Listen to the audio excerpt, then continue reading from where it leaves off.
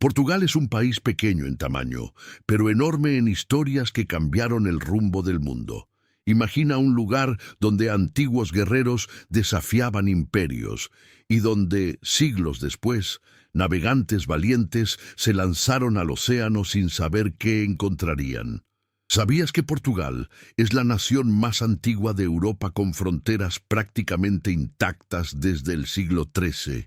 Prepárate, porque lo que este país ha vivido parece sacado de una película y es totalmente real.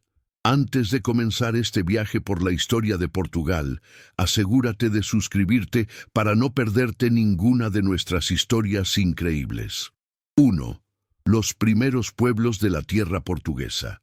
Antes de que Portugal tuviera un nombre, ya existía un territorio lleno de vida, misterio y sonidos que venían de los bosques y de las montañas.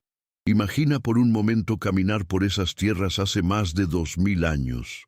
No había castillos, ni ciudades, ni puertos, solo naturaleza y pequeños grupos de personas que aprendían a sobrevivir junto al río Duero, el Tajo y el Mondego. Los primeros habitantes conocidos fueron los íberos, que vivían en casas sencillas hechas de barro y piedra. Eran agricultores, cuidaban animales y se organizaban en pequeños núcleos familiares. Después llegáramos celtas, un pueblo con rituales curiosos, música poderosa y gran habilidad en la metalistería. Cuando estos dos pueblos se mezclaron, celtíberos, lo que dio origen a tradiciones, costumbres y creencias que marcarían la identidad de la región. Pero entre todos estos pueblos, hubo uno que llamó la atención de la historia. El portugués eran fuertes, rápidos y conocían la geografía como nadie. Vivían en pequeñas aldeas construidas en la cima de las colinas, llamadas castros, lugares perfectos para observar a cualquier enemigo desde la distancia. Sus líderes fueron elegidos por su valentía, y ninguno de ellos llegó a ser tan famoso como Viriato, un pastor que se convirtió en guerrero y luego en símbolo de resistencia. Los lusitanos no eran un reino organizado como los que conoceríamos en el futuro, pero poseían algo poderoso, un espíritu de libertad. Este espíritu se pondría a prueba cuando un gigante de la antigüedad decidiera entrar en sus tierras, el Imperio Romano. Este encuentro entre pueblos tan diferentes cambiaría por completo el destino de esta región y sería el siguiente paso en la formación de lo que un día se llamaría Portugal. 2. La llegada del Imperio Romano. Y aquí es donde la historia empieza a cambiar de forma drástica. Imagina que los lusitanos, acostumbrados a vivir entre montañas, bosques y castros, de repente escuchan rumores sobre un imperio enorme, disciplinado y con un poder militar que parecía imposible de vencer. Ese imperio era Roma, una máquina organizada que avanzaba por Europa como si nada pudiera detenerla.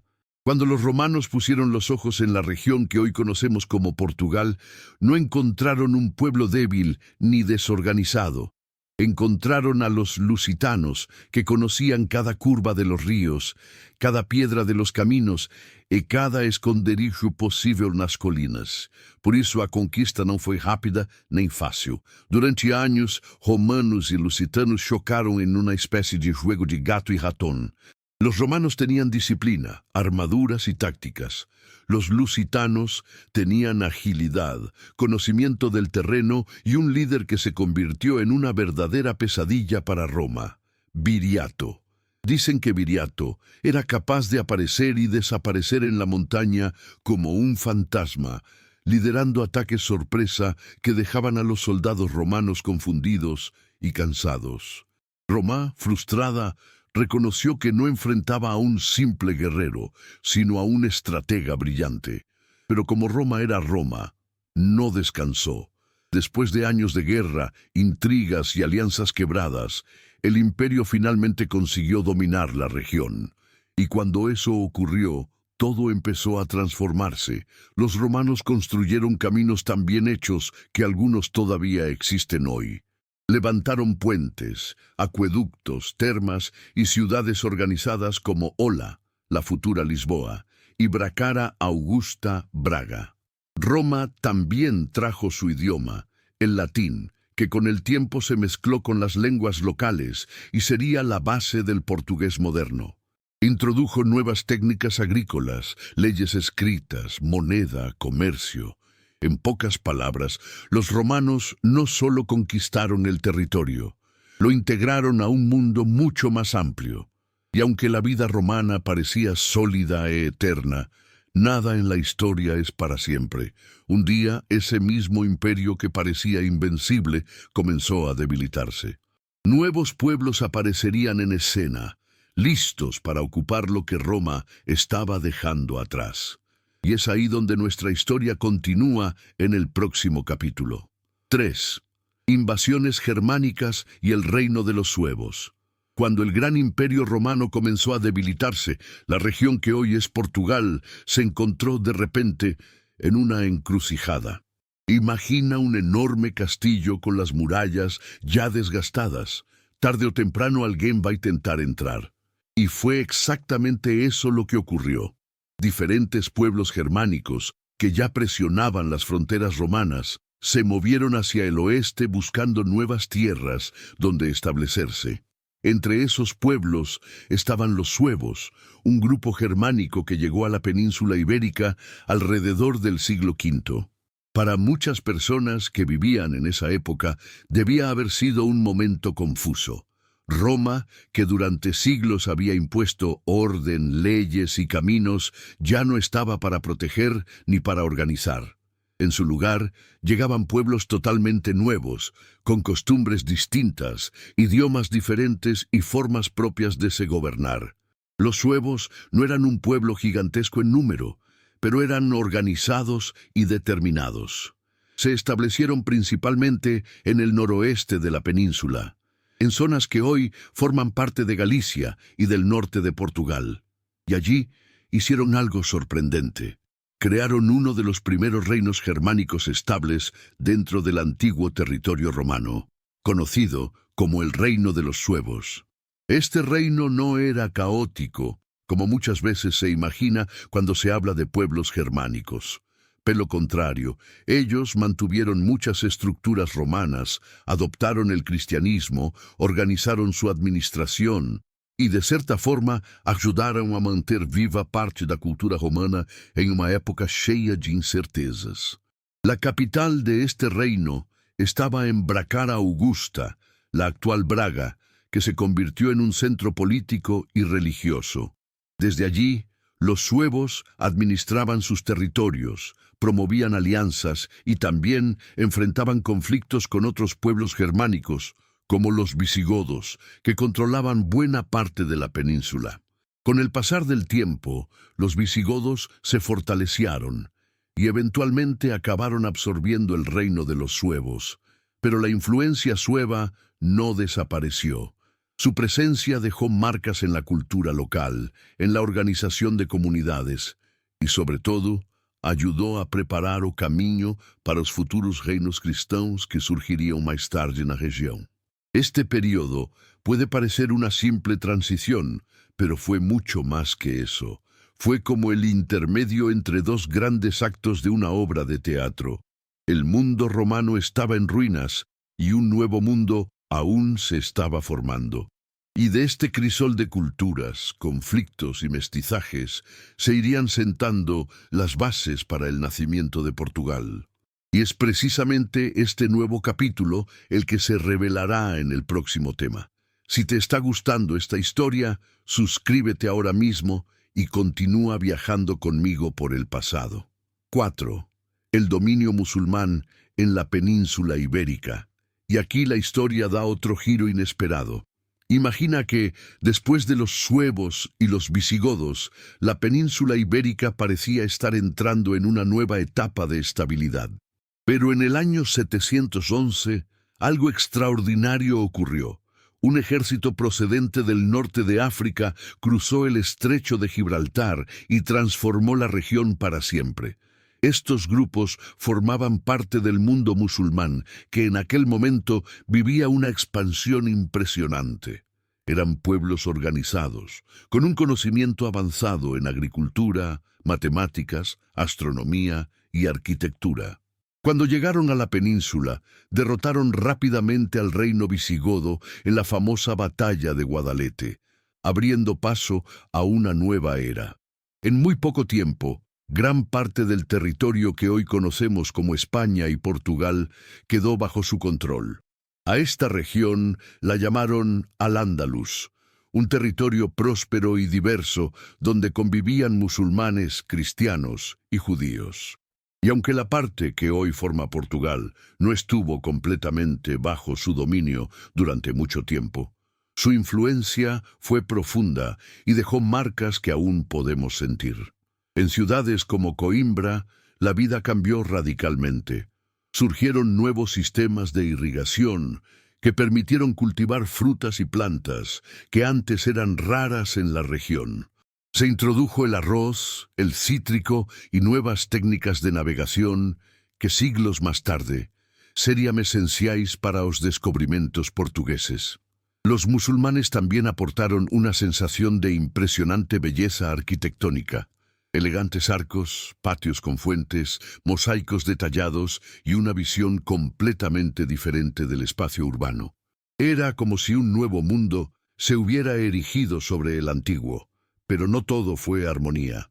En el norte, pequeños reinos cristianos resistieron a los avances musulmanes. Eran territorios montañosos, difíciles de conquistar, y allí se formaron los núcleos que, con el tiempo, iniciarían un largo proceso de recuperación territorial conocido como la Reconquista.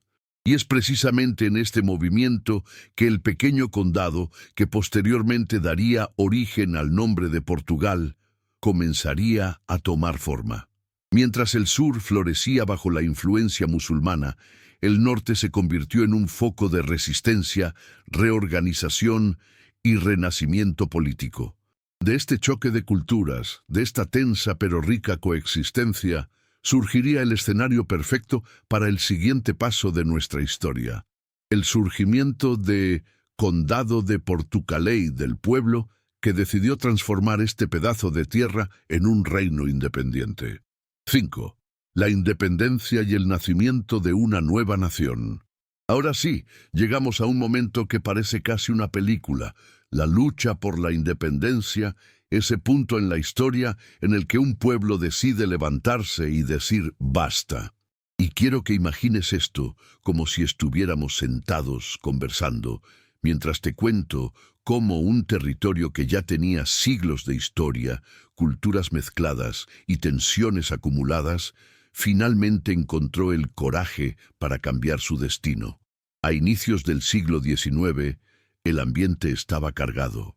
Las noticias de revoluciones en otras partes del mundo, como la independencia de Estados Unidos y la Revolución Francesa, comenzaron a llegar encendiendo ideas nuevas: libertad, igualdad, soberanía. Y al mismo tiempo, España enfrentaba problemas internos muy serios, especialmente cuando fue invadida por Napoleón. Esto debilitó su control sobre las colonias, creando el momento perfecto para que comenzaran los movimientos independentistas. Pero quiero que entiendas una cosa importante: la independencia no fue un acto de un solo día, ni fue obra de una sola persona. Fue una cadena de eventos, una larga construcción hecha por hombres y mujeres que cada uno a su manera empujaron la historia hacia adelante. En este proceso surgieron figuras clave: líderes militares, intelectuales, estrategas políticos, que empezaron a organizar movimientos, levantar tropas y unir a poblaciones que antes jamás habían actuado juntas. Las ciudades más importantes se convirtieron en centros de discusión, conspiración y decisiones valientes. Y claro, como todo cambio profundo, hubo conflictos, desacuerdos, derrotas dolorosas y momentos en los que parecía que todo estaba perdido. Pero la determinación era más fuerte. Las batallas se extendieron por montañas, valles, ríos y ciudades. Cada región tenía su propio ritmo, sus héroes locales y sus motivos personales para luchar. Pero poco a poco las piezas fueron encajando, y lo que comenzó como foco aislado de resistencia terminó convirtiéndose en un movimiento continental.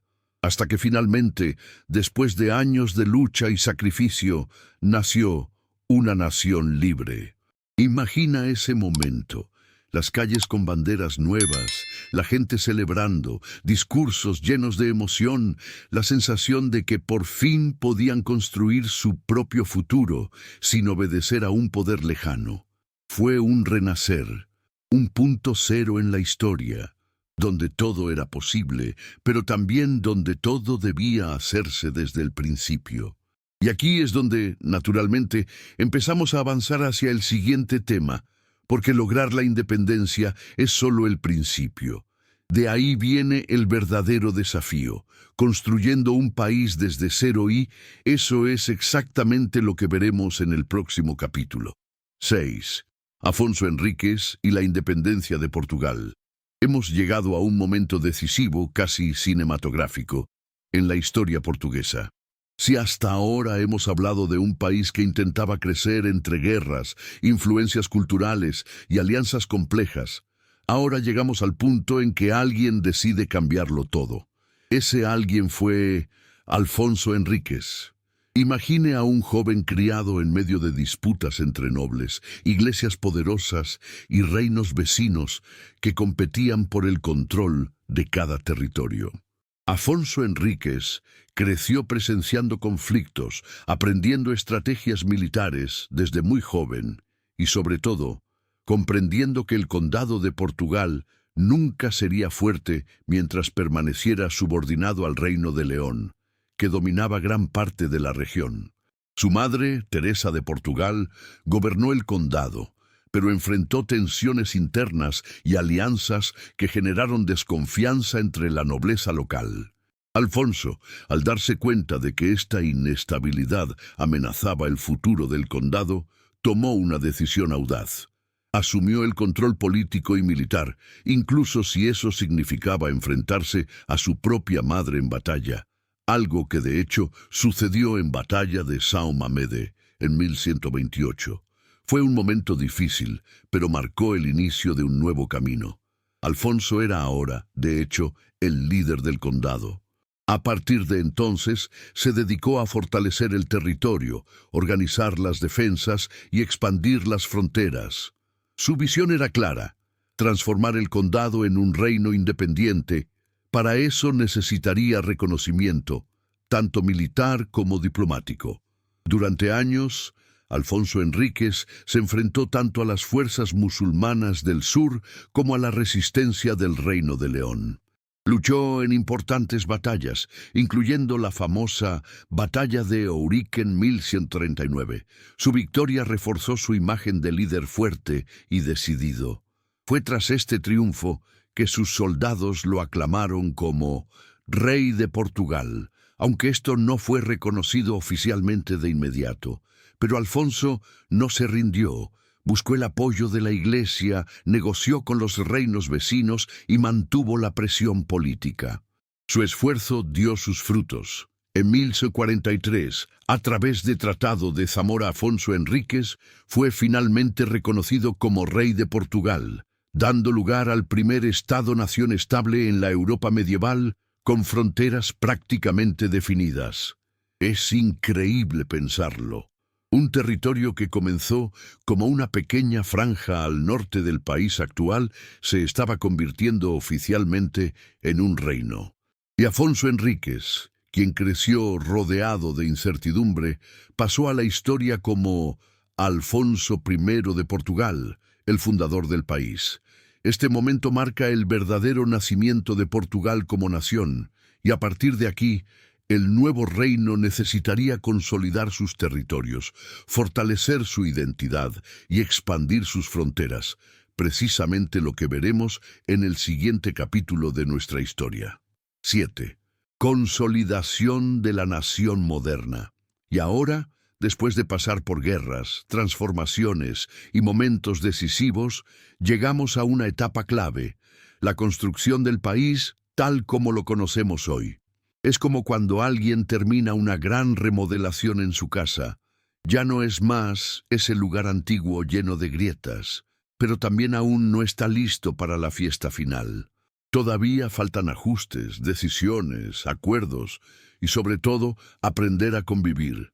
En esta fase, el país empieza a enfocarse en organizar sus instituciones, definir cómo funcionarían sus leyes, su economía y su relación con el mundo. Fue un período de mucha prueba y error, porque imagina, después de tanta inestabilidad, necesitaban encontrar un camino más firme para seguir avanzando. Y claro, eso no se logra de un día para otro.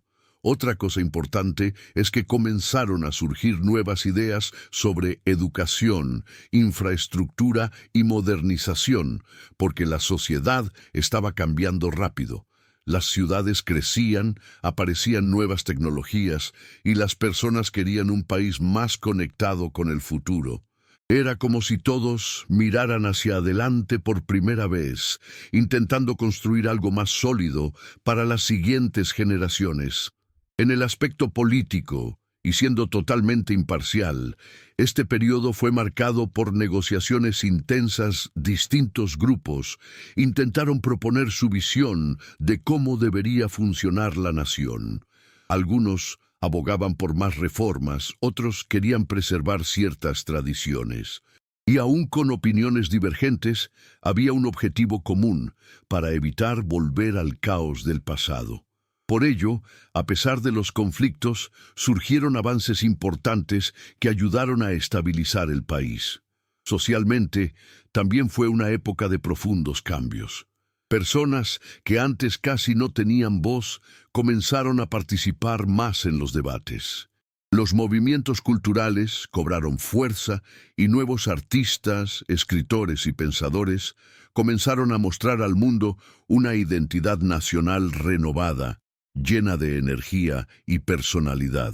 Y todo esto nos lleva naturalmente al siguiente capítulo, donde veremos cómo este país, ahora más estructurado, comienza a expandirse, a innovar y a conectarse aún más con el resto del mundo. No olvides suscribirte para apoyar este tipo de contenido y seguir descubriendo el mundo con nosotros. 8. Expansión y desarrollo nacional. Ahora que el país ya había logrado una base más estable, entramos en una etapa emocionante, casi como cuando alguien finalmente termina de construir los cimientos de una casa y por fin puede comenzar a decorar, ampliar y transformar en un hogar de verdad. Esta fase se caracteriza por algo fundamental: crecer tanto hacia adentro como hacia afuera. Lo primero que empieza a destacarse aquí es la expansión del territorio y de la infraestructura.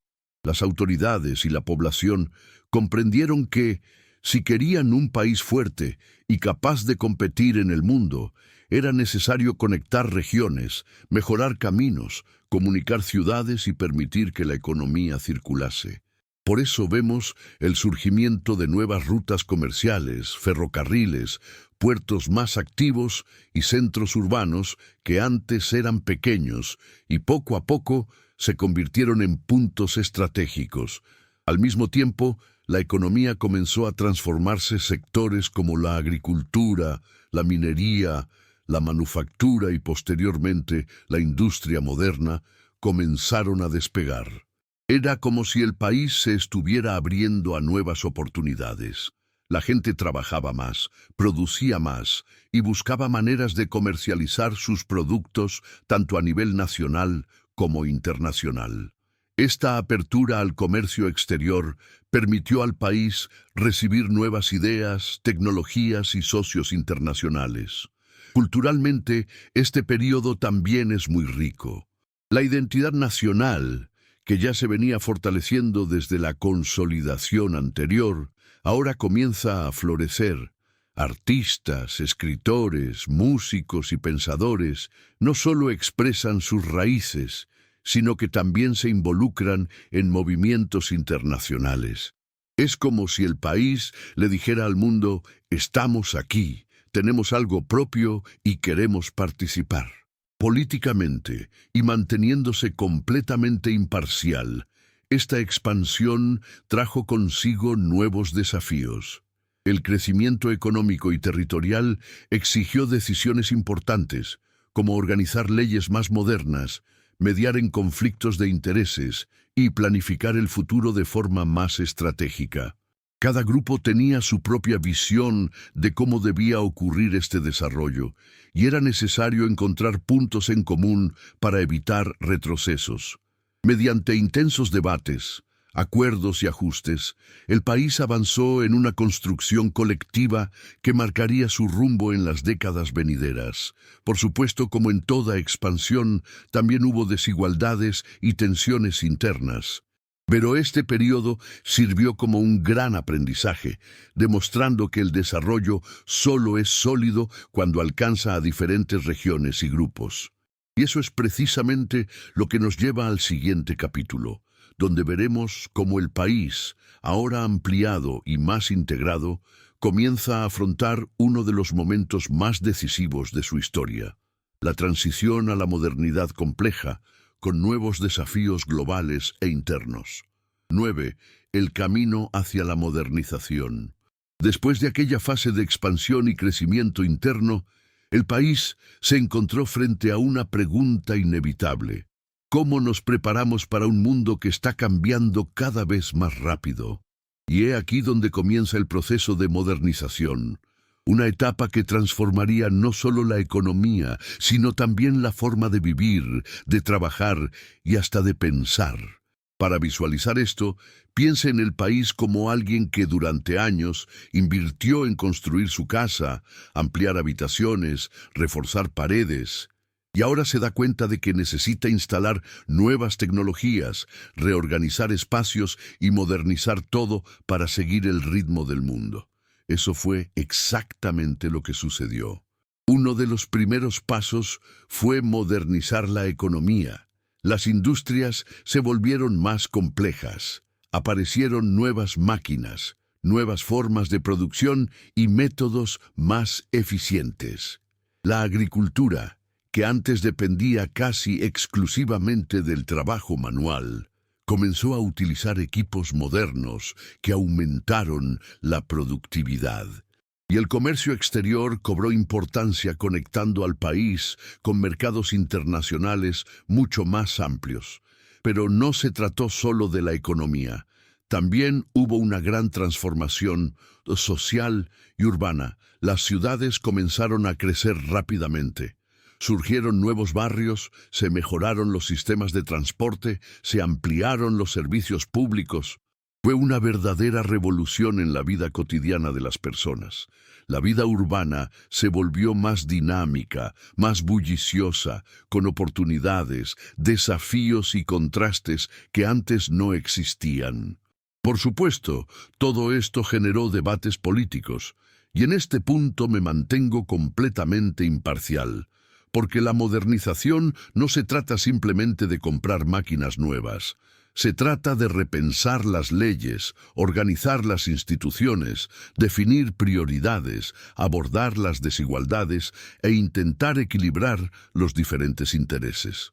Algunos abogaban por cambios rápidos, casi como encender un interruptor, mientras que otros creían que el progreso debía ser gradual y más cuidadoso. Estos debates, lejos de ser negativos, ayudaron a crear un camino más consciente, adaptado a las necesidades reales del país. Culturalmente, esta fase fue riquísima. La gente comenzó a tener más contacto con el mundo exterior. Nuevas músicas, nuevas ideas, movimientos artísticos, tendencias filosóficas. Era como abrir ventanas que antes estaban fechadas. Ao mesmo tempo, o país buscaba preservar suas tradições, criando ese equilibrio bonito entre pasado e futuro.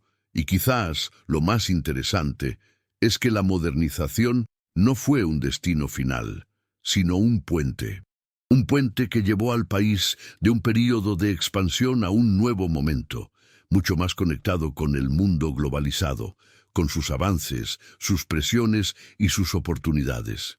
Y es desde este puente que continuamos hacia el próximo capítulo. En este contexto, entenderemos cómo el país enfrentó los desafíos del siglo XX y transformó todos estos cambios en nuevas formas de posicionarse en el mundo.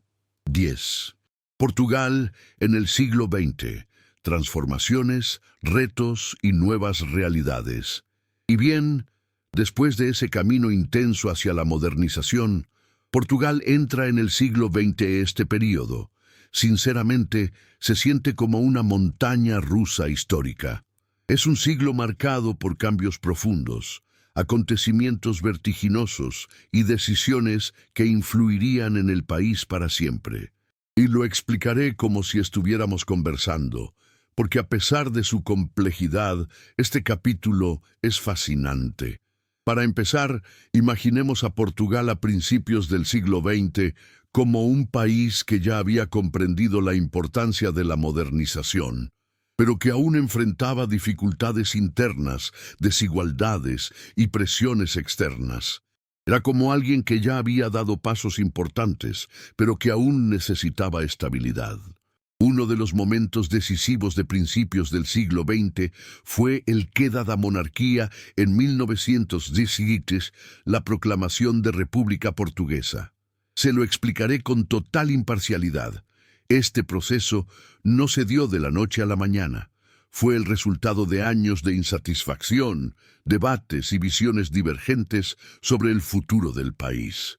El cambio trajo esperanza a algunos sectores de la sociedad, al tiempo que generó enormes desafíos para organizar un nuevo sistema político. A medida que avanzaba el siglo, Portugal afrontó periodos de inestabilidad, dificultades económicas y tensión social. El mundo también cambiaba rápidamente.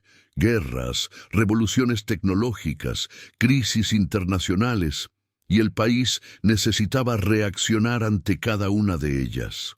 Era como navegar en un mar embravecido, donde cada ola tenía un impacto diferente. Posteriormente, la política portuguesa experimentó importantes transformaciones, y de nuevo mantengo mi total imparcialidad. A lo largo del siglo surgieron diferentes modelos de gobierno, cada uno con su propia visión del orden, el progreso y la estructura social. Esta fase trajo consigo intensos debates, cambios institucionales y diversas reacciones en la sociedad, creando un escenario que marcó profundamente la identidad del país. Mientras tanto, en la vida cotidiana, la población brasileña experimentó una combinación de desafíos y progreso. Algunas regiones se industrializaron lentamente, mientras que otras siguieron dependiendo en gran medida de la agricultura. Las ciudades crecieron, pero el contraste entre la costa y el interior permaneció evidente. En medio de todo esto, la cultura portuguesa floreció. Escritores, músicos, poetas y artistas dieron al mundo obras que aún hoy se celebran. Portugal, incluso en tiempos difíciles, mantuvo vivo su espíritu creativo. Y por supuesto, no podemos olvidar un hecho esencial. A lo largo del siglo XX, Portugal comenzó a avanzar hacia su lugar en el mundo moderno. Aún existían obstáculos, pero el país ya daba señales claras de que buscaba nuevos horizontes sociales, económicos y políticos. Y es precisamente este paso, esta transición del turbulento siglo XX a un nuevo momento decisivo, el que nos lleva al siguiente capítulo, donde Portugal inicia uno de los cambios más profundos de su historia contemporánea. 11. La Revolución de los Claveles y el Renacer democrático. Después de todas las transformaciones, tensiones y búsquedas del siglo XX, Portugal llegaba a un punto decisivo, casi como cuando una historia está prestes a mudar completamente de rumbo. Y ese momento histórico tiene nombre: la Revolución de los Claveles, ocurrida el 25 de abril de 1974. Quiero que imagines esto conmigo: un país que llevaba décadas bajo un régimen rígido, con controles estrictos, poca libertad de expresión y una economía que ya tenía dificultades para acompañar el ritmo del mundo. La población sentía el peso del tiempo y los desafíos se acumulaban. Era como si Portugal estuviese preso en una sala escura esperando que alguien abriese a janela. Y entonces, en un gesto inesperado y profundamente simbólico, esa ventana se abrió con flores. La revolución comenzó con un movimiento militar que, sorprendentemente, no buscaba violencia. Soldados se organizaron para poner fin al régimen, pero lo hicieron de una forma que llamó la atención del mundo, sin derramamiento de sangre. Las personas, emocionadas, salieron a las calles y colocaban claveles rojos en los fusiles de los soldados, transformando lo que podría haber sido un día de guerra en un día de poesía. Por eso, hasta hoy, o 25 de abril, es celebrado como o Día da Liberdade. Este punto de inflexión marcó el inicio de una nueva fase democrática para Portugal. Y aquí mantengo mi imparcialidad al explicar, la transición no fue sencilla ni instantánea. Construir una democracia requiere tiempo, organización, debate y, sobre todo, voluntad colectiva. Pero el país estaba decidido. La población quería participar, quería tener voz, quería reconstruir su identidad política y social. Inmediatamente después de la revolución comenzaron a surgir nuevos partidos, movimientos sociales, debates sobre derechos, reformas económicas y formas de reorganizar el Estado. Fue como sacudir el polvo de un país entero y decir, ahora podemos empezar de cero. Y este nuevo comienzo también trajo consigo el reto de redefinir prioridades, invertir en educación, sanidad, infraestructuras y, sobre todo, integrar a Portugal en el mundo moderno. La revolución de los claveles también abrió el camino a una sociedad más pluralista. La libertad de prensa, la libertad de expresión y la participación ciudadana cobraron fuerza. Jóvenes que antes tenían pocas perspectivas comenzaron a vislumbrar un futuro. Personas que antes habían sido silenciadas comenzaron a ser escuchadas. Y algo muy importante ocurrió después de este renacimiento democrático. Portugal inició un proceso de acercamiento al continente europeo, buscando la cooperación, la estabilidad y el crecimiento, algo que exploraremos en el próximo tema. La revolución de los claveles no fue solo la caída de un régimen, fue el renacimiento de un país entero, quien decidió escribir una nueva historia con sus propias manos y con flores como símbolo. Suscríbete al canal y sigamos juntos explorando los momentos más fascinantes de la historia. 12. Integración a Europa y la apertura al mundo. Después de ese renacimiento democrático marcado por la revolución de los claveles, Portugal se encontró ante una nueva cuestión. ¿Cómo podemos garantizar que esta nueva libertad se traduzca en un progreso real para todos? Y fue precisamente esta búsqueda la que llevó al país a dar uno de los pasos más importantes de su historia contemporánea. Para acercarse a Europa e integrarse en la escena internacional.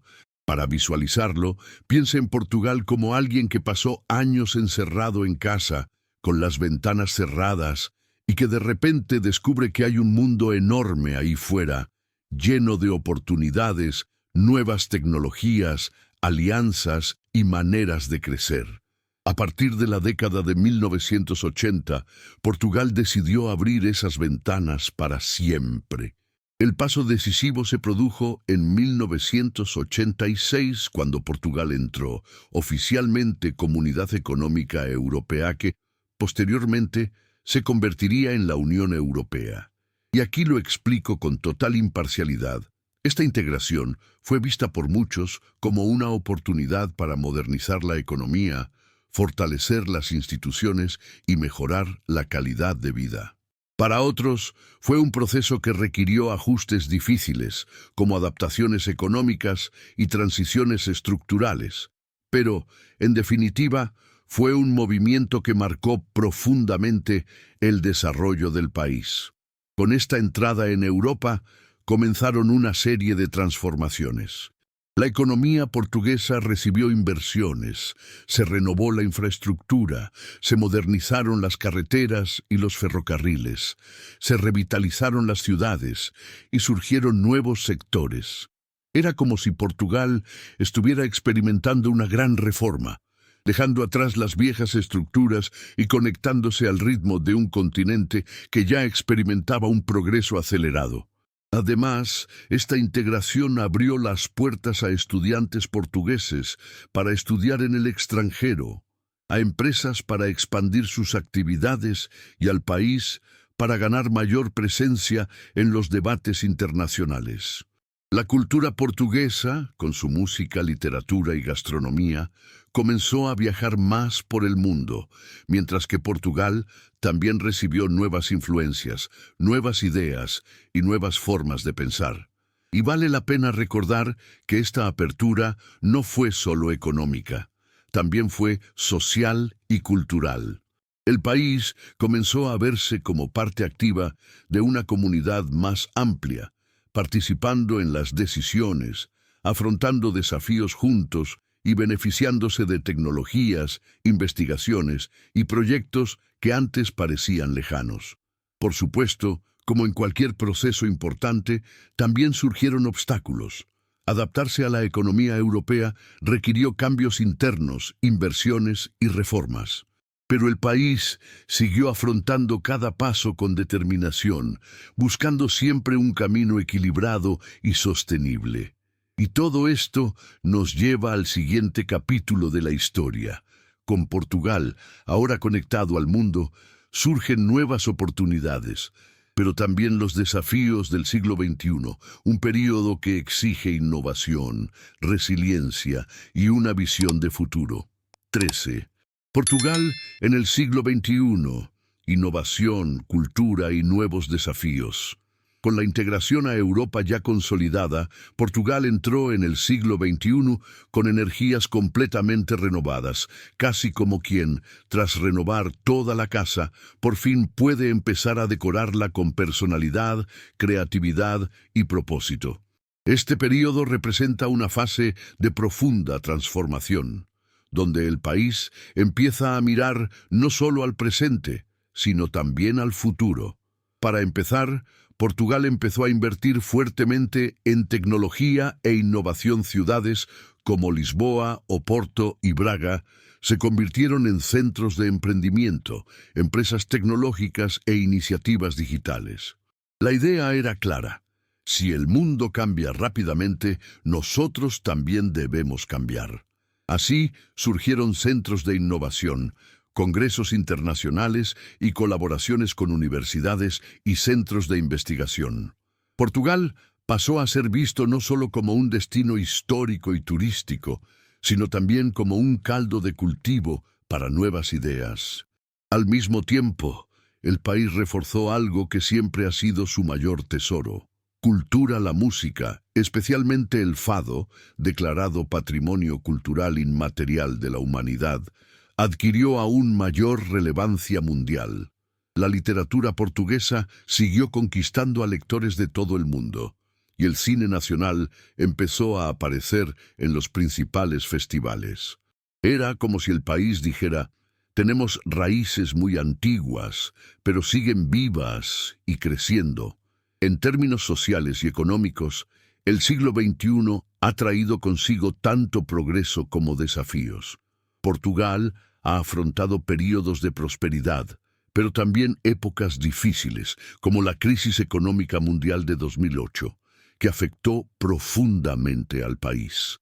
En este punto, mantengo mi imparcialidad.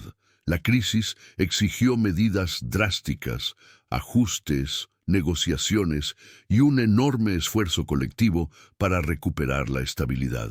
Y a pesar de las dificultades, Portugal logró recuperarse, recuperando la credibilidad internacional y reanudando el crecimiento.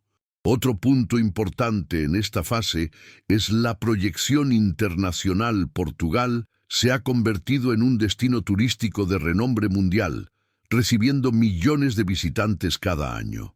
Pero eso no es todo.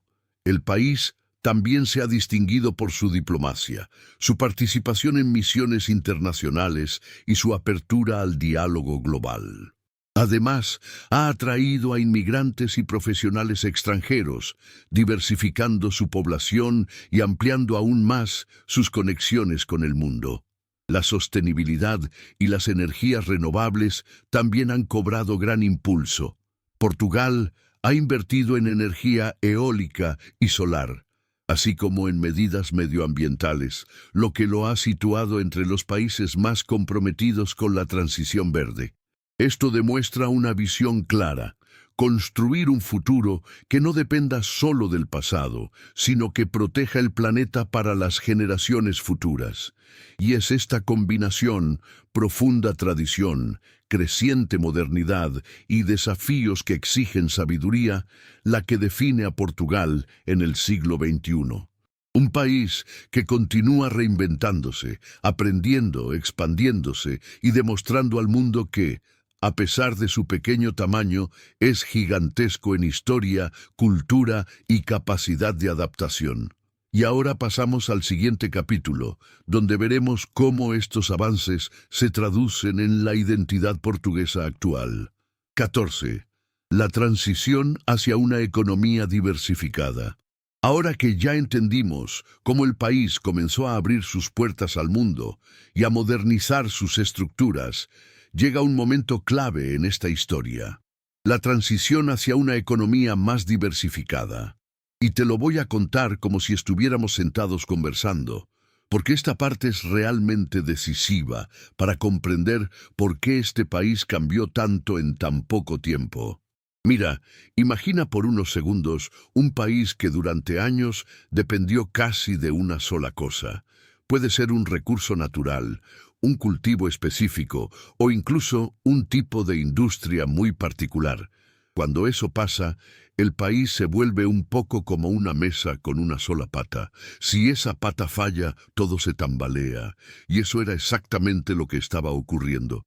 En este punto de la historia, los líderes, sin importar ideologías, porque estamos hablando aquí de decisiones prácticas y no políticas, comenzaron a entender algo muy importante.